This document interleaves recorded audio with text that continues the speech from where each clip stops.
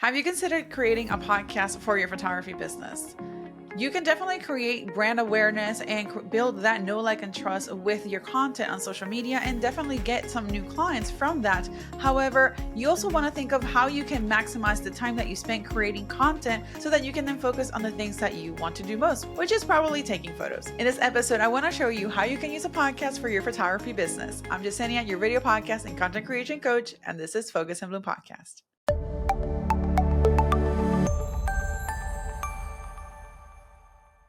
Before pivoting into video podcasting, I was a portrait photographer for over 10 years. And while I was creating content on social media to promote my services, showcasing my work, to get more clients, I was also creating content where I was sharing behind the scenes of my photo shoots, as well as content to help other photographers grow and improve their photography skills. And in doing so, I was also able to grow my audience and also get more clients. So let me walk you through a couple of ways in which you can use podcasting for your photography business. The first one is to create content that is educational. So here you would be sharing tips or techniques and insights on photography, specifically to your genre, your photography genre, whether it's portraiture, fashion, still life, nature, whatever it is. This here will help establish yourself as an authority in your field and can also help build that trust with your audience. The next one is interviewing experts. And this is actually how I started my YouTube journey many years ago, where I was the assistant producer to another photographer's YouTube channel. And in that YouTube channel, we did a variety of recordings with interviews with other photographers, as well as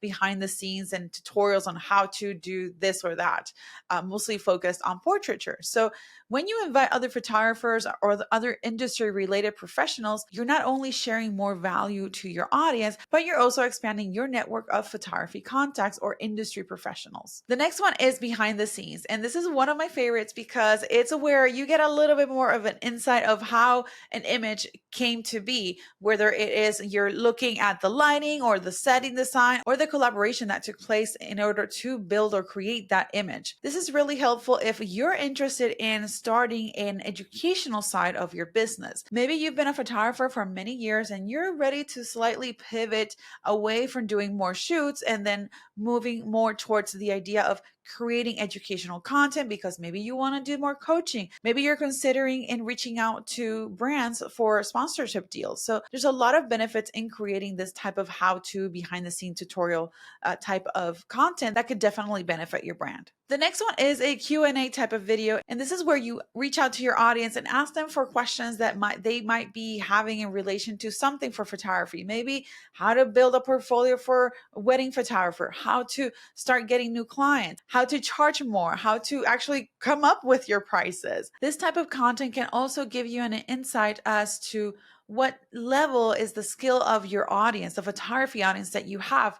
Maybe they're beginner, maybe they're a little bit advanced, and that can also help guide you in knowing what type of content you're going to create next. The next one is very much a sales-oriented type of content, and this is to promote your services, to promote your workshop. Maybe you have a product like presets or equipment that you're selling, that you're designing, or maybe you just launched a book on photography. So this is a very much a sales-oriented type of content. And how does this look in terms of creating content for your podcast? Well, you can definitely create an episode where you're talking about some of those benefits and the transformation effect that might have when you're using that service or when you're participating in that workshop, when you're using those presets because it's facilitating your editing workflow, things like that. So whenever you're creating content that is connected to a product that you're offering or a service that you're offering, think about how that product helps solve that pain point problem that your audience might have. Another way in which you can use a podcast to benefit your photography business is by appearing on other people's podcasts.